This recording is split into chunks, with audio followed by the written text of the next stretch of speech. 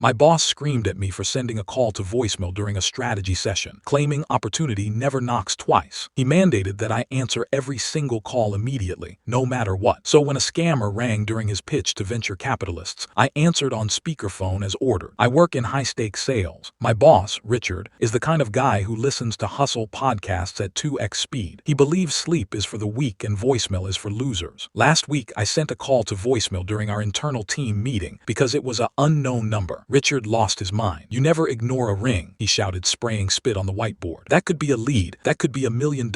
From now on, new policy, 0 missed calls. If the phone rings, you pick it up, loud and proud. I don't care if you're in the bathroom or a funeral. Answer the phone." "Even during client meetings?" I asked. "Especially during client meetings," Richard insisted. "It shows we are in demand. It shows hustle." Today was the big day. We were pitching Project Omega to a group of venture capitalists. They were looking to invest $5 million.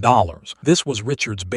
He was sweating in his expensive suit. The investors looked serious. The room was tense. Richard was 10 minutes into his pitch. He was building to the climax. "Gentlemen," he said, lowering his voice, "we aren't just selling software. We are selling the future." My desk phone rang. It was loud. It cut through the silence like a knife. The investors looked annoyed. Richard looked at me. He didn't look angry. He looked expectant. He nodded at the phone. He pointed to the speaker button. He wanted me to show off our hustle. I looked at the caller ID. Scam likely. I could have muted it. I could have unplugged it, but Richard's policy was clear. 0 missed calls. I pressed the speaker button. "Sales department, this is OP," I said clearly. A robotic, pre-recorded voice boomed through the conference room at max volume. "Attention, this is the IRS. You are under investigation for tax fraud. A warrant has been issued for your arrest. If you do not pay $5,000 in ITUNES gift CARDS immediately, the police will come to your house." The investors froze. Richard went pale. "Hang up," he hissed. But the bot continued. "Do not hang up. Hanging up is an admission of guilt, you dirty thief." One of the investors stood up. Is this